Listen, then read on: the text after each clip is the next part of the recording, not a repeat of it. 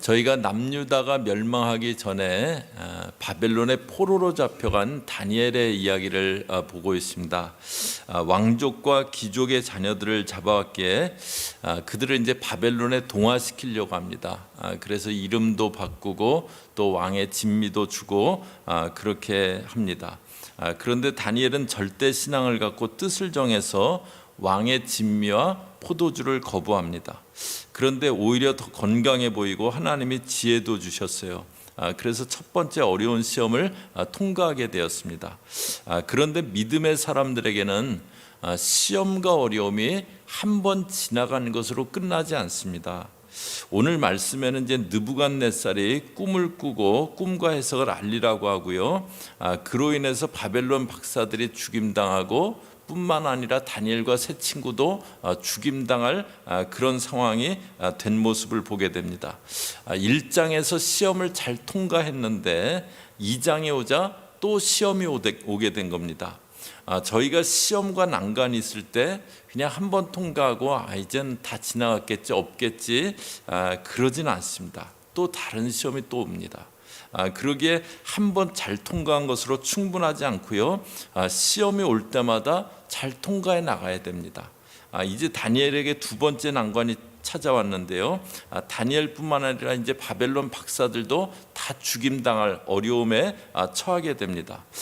그런데 오늘 말씀에서 느부갓네살이나 바벨론의 박사들, 그 안 믿는 사람들과 또 믿음의 사람인 다니엘하고는 차이가 있다는 것, 그것을 보게 됩니다.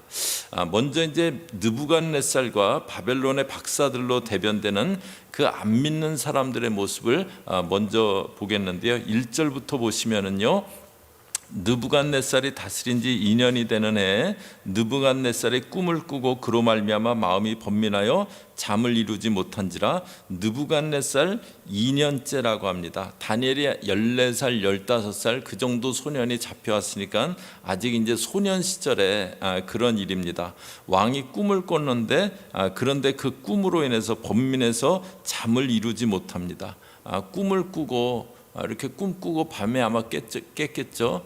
그런데 그 다음에는 마음이 막 요동을 치면서 또 잠을 잘 수가 없는 겁니다. 그래서 2절에 왕이 그의 꿈을 자기에게 알려주도록 박수와 술객과 점쟁이의 갈대아 술사를 부르라며 그들이 들어가서 왕의 앞에 선지라. 그래서 박수, 술객, 점쟁이, 술사들 그들을 다 부릅니다. 그리고 3절에 왕이 그들에게 이르되 내가 꿈을 꾸고 그 꿈을 알고자 하여 마음이 번민하도다 하니, 이게 이제 믿음 없는 안 믿는 사람의 모습이죠. 느부갓네살은 아주 잔인한 왕이었습니다. 예루살렘을 함락하고 유다의 마지막 왕인 그 시드기야를 잡았을 때요, 시드기야 그 보는 앞에서 그 아들들을 죽입니다. 아버지 앞에서 아들들을 죽이고요. 그리고 시드기야는 두 눈을 빼갖고 그 다음에 잡아갑니다. 예루살렘 거민들도 정말 잔인하게 죽임을 당하게 했던 인물이었어요. 그런 느부갓네살이 번민하면서 잠이 안 오는 겁니다. 그 잔인한 기세가 등등한 그 느부갓네살이 꿈을 꾸고 나서는 번민이 돼서 잠이 안 오는 겁니다. 그래서 이제 술사들을 불러서 꿈과 해석을 알리라고 그럽니다. 그러자 4절에 갈대아 술사들이 아람말로 왕에게 말하되 왕이여 만수무강하옵소서, 왕께서 그 꿈을 종들에게 이르시면 우리가 해석하여 드리겠나이다. 꿈을 먼저 알려주시면 해석해 드리겠다고 그럽니다. 그러자 5절에 왕이 갈대아인들에게 대답하여 이르되 내가 명령을 내려나니 너희가 만일 꿈과 그 해석을 내게 알게 하지 않으면 너희 몸을 쪼갤 것이며 너희의 집을 거름더미로 만들 것이요. 그 느부갓네살은 계속해서 꿈과 해석을 알려라. 안 그러면 너희 몸을 쪼갤 거고 완전히 너희들을 처참하게 죽일 거고 너희 집은 거름더미로 완전히 너희 일가를 폐허로 만들겠다고 이제 그러는 거죠. 그러자 이제 계속 그 박사들은 꿈을 먼저 보여달라고 하고 느부갓네살이 너희가 시안을 지어내려고 한다고 꿈을 알게 하면은 너희가 해석도 맞게 할 줄로 그렇게 알리라고 그럽니다. 그러자 10절에 갈대아인들이 왕 앞에 대답하여 이르되 세상에는 왕의 그 일을 보일 자가 한 사람도 없으므로 어떤 크고 권력 있는 왕이라도 이런 것으로 박수에게나 술객에게나 갈대아인들에게 물은 자가 없었나이다. 그런 것을 물어본 꿈부터 알리라고 한 그런 전례는 없다고. 11절에 왕께서 물으신 것은 어려운 일이라 육체와 함께 살지 아니하는 신들 외에는 왕 앞에 그것을 보일 자가 없나이다. 그거는 신들 외에는 보일 자가 없다고. 우리는 신이 아니라고 하는 거죠. 그러자 12절에 왕이 이로 말미암아 진노하고 통분하여 바벨론의 모든 지혜자들을 다 죽이라 명령하니라. 왕이 막 화가 나갖고 바벨론 지혜자들 다 죽이라고 합니다. 박사 술객들 다 죽이라고 해요. 안 믿는 사람은 이렇게 조금만 감당 안 되는 일이 오면은 막 번민하고, 또 그런 사람이 권력이 있으면 막 화를 냈다가 자기 마음대로 이렇게 결정해 버립니다. 이 지혜자들은 왕의 꿈을 푸는 사람들인데요. 그러니까 전혀 뭐 근거 없는 말로 적당히 그냥 말로 때우고 그런 사람들은 아닙니다. 이 바벨론 그 술사들, 점성가들은 이렇게 점성술을 많이 연구했다고 해요. 지식이 있고 실력 있는 사람들입니다. 그러니까 왕 옆에서 이런 거 해석하게 그렇게 되는 거죠. 그러나 꿈을 알게 하라는 것은 해본 적도 없고 자기들 지식과 능력 밖의 일이에요. 그래서 꼼짝없이 죽임 당하게 되었습니다. 이게 이제 안 믿는 사람들의 한계입니다. 두려운 꿈을 꾸니까 번민합니다. 그러다 자기 원하는 대로 꿈과 해석을 말할 사람이 없으니까 분노해서 다 죽이라고 합니다. 술객과 박사들은 인간적인 실력은 있지만 그 너머의 일이 일어나니까 속수무책입니다. 그래서 고스란히 죽임당할 상황을 맞게 된 겁니다. 그런데 이제 다니엘입니다. 13절에요. 왕의 명령이 내림에 지혜자들은 죽게 되었고 다니엘과 그의 친구들도 죽이려고 찾았더라. 이제 다니엘과 그 친구들도 죽임당할 그런 상황이 된 겁니다. 14절에 그때 왕의 근위대장 아리옥이 바벨론 지혜자들을 죽이러 나가매 다니엘이 명철하고 슬기로운 말로 왕의 근위대장 아리옥에게 물어 이르되 왕의 명령이 어찌 그리 급하냐니 아리옥이 그 일을 다니엘에게 알림해. 왕 옆에서 이렇게 경호실장이나 그런 사람 정도 되겠죠. 그 아리옥이 이제 명령을 받고 지혜자들 다 죽이러 나가는 길입니다.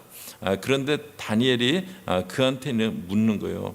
왕이 왜 그렇게 급히 그런 명령을 내리시냐고 물어보는 겁니다. 그랬더니 아리옥이 이제 자세하게 그 일을 얘기해 줍니다.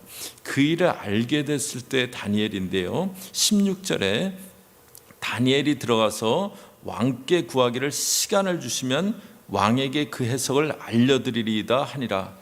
그러자 다니엘이 왕에게 시간을 주시면 꿈과 해석을 알려드리겠다고 그렇게 한 겁니다.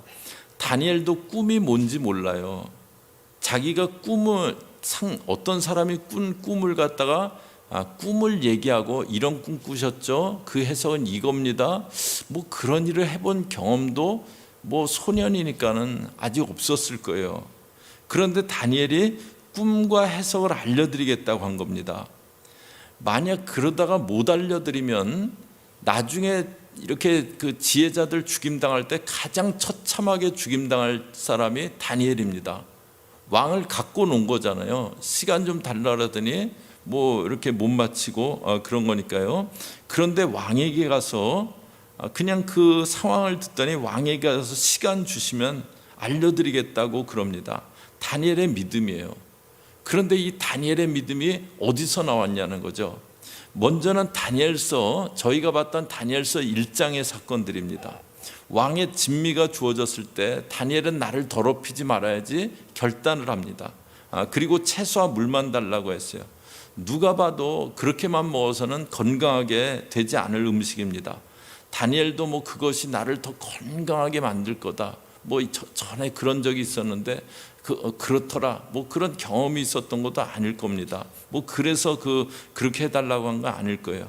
단지 자기를 이방의 그 풍요와 이방의 그 음식으로 더럽히고 싶지 않은 거예요. 그런데 결과는 훨씬 더 좋게 됐어요. 믿음으로 나갔더니 역사하시는 경험을 하게 된 겁니다. 그래서 지금도 믿음으로 나가면 하나님이 지켜주시겠지, 하나님의 역사를 기대하는 믿음으로 나가는 겁니다.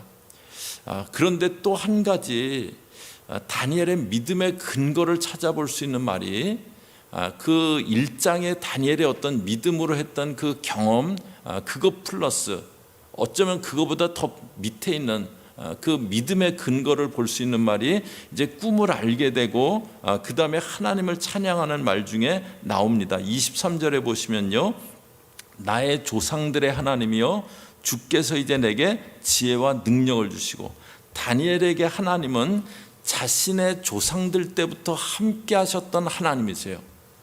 이스라엘은 아이들이 이제 어릴 적부터 이렇게 토라를 가르친다고 하잖아요. 다니엘도 어렸을 때 창세기부터 신명기까지 토라를 배웠을 겁니다. 그런데 그 중에 창세기에 무슨 이야기가 나옵니까? 요셉이 바로의 꿈을 해석한 이야기가 나옵니다. 다니엘에게 하나님은 자기 조상 요셉이 애굽의 노예로 팔려갔지만 바로의 꿈을 해석하게 하셨던 하나님이셨어요. 그 하나님을 알기에, 그 하나님을 믿기에 꿈과 해석을 알려드리겠다고 얘기하는 겁니다. 다니엘이 자기가 배웠던 그 토라를 통해서, 또 자기가 한 그 믿음의 경험을 통해서 이 상황 가운데 믿음을 갖고 그 상황에서 왕께 나가서 해석을 알려드리겠다고 그렇게 얘기해요.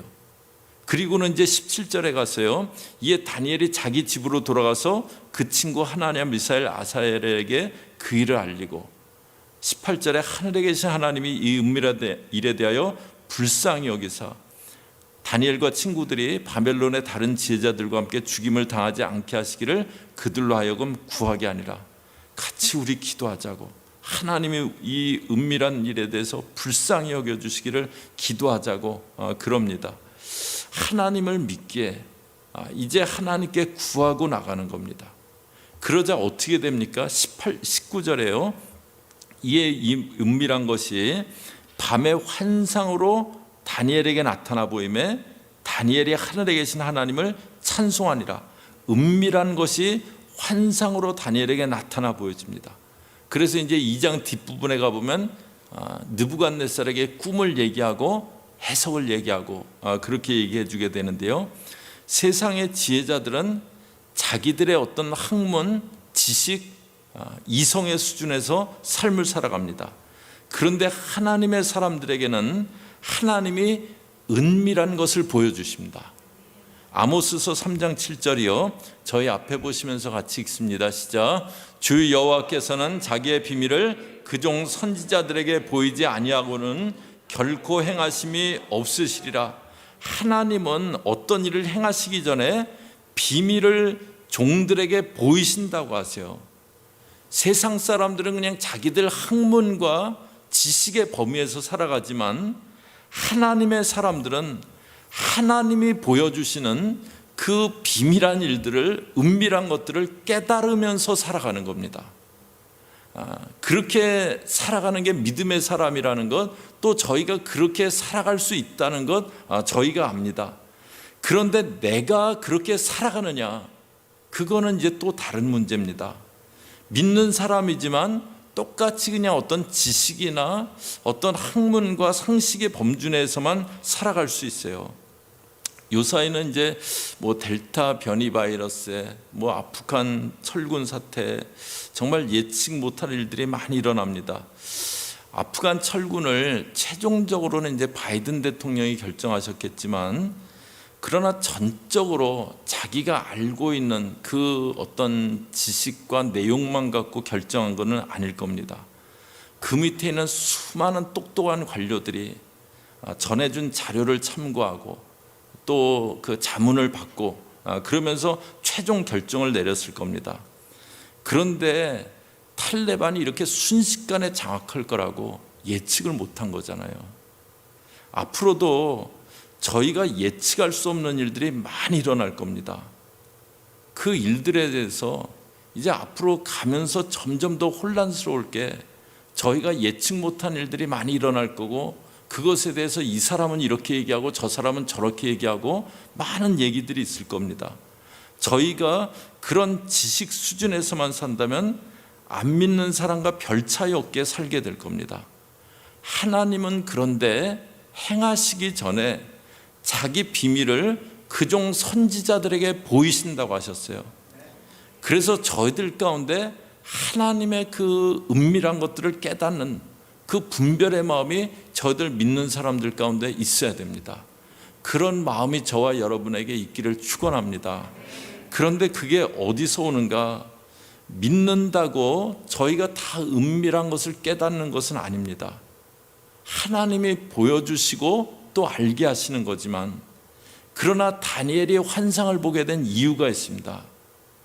다니엘은 믿음이 있었죠. 자기 조상들의 그 하나님, 또 자기가 경험한 하나님을 통해서 믿음이 있었어요. 그런데 다니엘에게 한 가지가 더 있었습니다. 다니엘은 자기를 더럽히지 않겠다고 뜻을 정했어요. 저희가 믿는 사람들은 신부된 자로 살아가야 된다, 그런 말을 합니다. 저는 그 다니엘의 영성이 신부의 영성이다, 그런 생각이 들었어요. 결혼할 신부가 자신을 이렇게 정결하게 잘 지키는 건 참 중요한 일이잖아요. 다니엘에게는 자신을 더럽히지 않겠다는 신부의 영성이 있었습니다. 그 다니엘에게 하나님이 은밀한 것을 깨닫게 하세요. 하나님이 아무에게나 은밀한 것을 깨닫게 하지 않으세요. 신부의 영성이 준비된 사람에게 하나님이 은밀한 것들을 깨닫게 해주세요. 저는 이제 저희 교회에 있는 영성이 요셉의 영성하고 다윗의 영성이라고 생각해요. 그 구약에 이제 많은 믿음의 인물들이 있잖아요. 뭐 아브라함, 모세, 정말 귀한 믿음의 인물들이 있는데, 그런데 그 중에서 제 마음을 사로잡는 것은 요셉과 다윗입니다. 요셉의 영성은요, 인내의 영성이에요. 그 어려운 시기를 인내하면서 걸어갑니다. 다윗의 영성은 예배와 헌신의 영성입니다.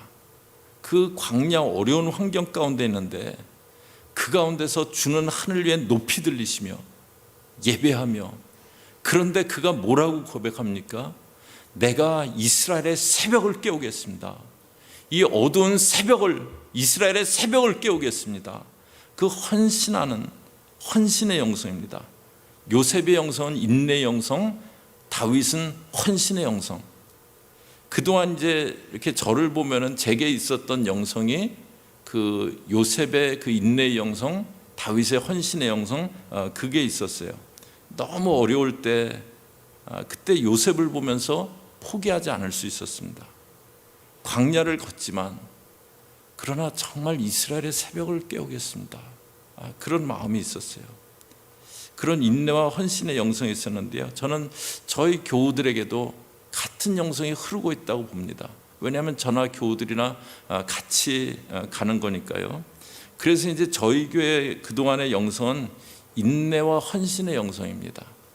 그런데 이제 이번에 다니엘서를 하면서 1장을 보는 중에 주시는 마음이 다니엘은 신부의 영성이다. 이제 그 인내와 헌신의 영성에 신부의 영성이 더해져야 된다. 이제 그런 마음을 주세요. 인내하며 헌신하지만 거기에 다니엘의 신부의 영성을 갖고 마지막 때를 걸어가야 된다. 이제 그런 마음을 주십니다. 다니엘서를 앞으로 이제 계속 볼 텐데요, 저와 여러분에게 신부의 영성을 사모하는 마음이 있기를 축원합니다. 그럴 때 저희가 여러 가지 이제 혼란스러운 일이 많은 그런 마지막 때를 살아가지만, 그러나 하나님이 필요한 때 은밀한 것들을 깨닫게 하시면서 마지막 때를 잘 분별하면서 걸어갈 수 있게 될 겁니다. 2장을 시작할 때요, 다니엘하고 세 친구가 죽음의 위기를 맞게 됩니다. 그런데 하나님이 꿈을 깨닫게 하시고 다니엘이 찬양하면서 오늘 말씀이 맞춰집니다. 안 믿는 사람들은 자기 범위를 벗어난 일이 있을 때 번민하고 분노합니다. 바벨론의 술객들처럼 아무리 자기들 많이 배우고 지식이 있어도 자기들 그 지식 수준 밖의 일에는 속수무책이 됩니다. 믿음의 사람들도 뭐 지식과 상식이 당연히 있어야 되지만 그 수준에서만 살아가는 삶은 아닙니다. 믿음의 사람들은 내 지식과 내 능력 밖의 일이 있을 때 믿음으로 구하면서 살아가는 겁니다. 또 은밀한 것을 깨닫게 하시는 깨달음을 갖고 분별하면서 살아가는 겁니다. 내가 이전에 믿음의 사람이었다, 그게 중요하지 않습니다. 믿음은 내가 이전에 믿음의 사람이었다, 이전에 믿음이 대단했는데 그게 중요하지 않습니다. 지금 살아있는 믿음, 지금 살아있는 믿음, 그 믿음이 중요합니다. 제가 한 번은 이렇게 기도원에 갔는데 이렇게 어떤 이제 목사님이 이렇게 오셨는데 목소리도 막 허스키하고 이렇게 기도 많이 하신 것 같은 목소리고 막 그런데 이제 지금 어떤 사역지도 없고 뭐 하여튼 상황이 이렇게 좀 안 좋으시기도 하고 근데 막 얘기하시는데 갈팡질팡 하시는 거예요. 막 믿음이 없고 좀 오래전 일인데 목소리를 딱 들으면은 와, 굉장히 막 신령하신 분이시네, 그렇게 보이는데 말하는데 아마 한때 믿음이 있으셨겠죠. 한때 간절함이 있으셨겠죠. 근데 그거 다 까먹어 버리고 갈팡질팡하고 계시는 그런 모습을 본 적이 있어요. 저희들 이전에 믿음의 사람이었다, 믿음은 그게 중요한 게 아닙니다. 지금 내 믿음이 살아있느냐, 그게 중요합니다. 저는 오늘 저녁에 예배하는 저희 믿음의 식구들, 지금 살아있는 믿음 되시기를 주의 이름으로 축복합니다. 이전에 믿음이 있었지만 녹이 다 쓸어버린 믿음이라면 쓸모없는 겁니다. 지금 이런 어려운 일 만날 때 갈팡질팡하게 되는 겁니다. 또 저희들 그리스도의 정결한 신부로 잘 준비하는 신부의 영성이 있어야 됩니다. 그때 주께서 저희들에게 이 혼란스러운 마지막 때 은밀한 것들을 알려주시며 분별해 나갈 수 있는 은혜를 베풀어 주실 겁니다. 저와 여러분 믿음으로 간절히 주를 구하고 정말 신부의 영성을 갖고 하나님 저에게 신부의 영성을 더해 주옵소서. 그리고 그 신부의 영성을 갖고 은밀한 것 깨달으며 마지막 때 잘 분별하며 걸어가겠습니다. 마음에 그 다짐이 있는 저와 여러분 되시기를 주의 이름으로 축복합니다. 같이 기도하겠습니다.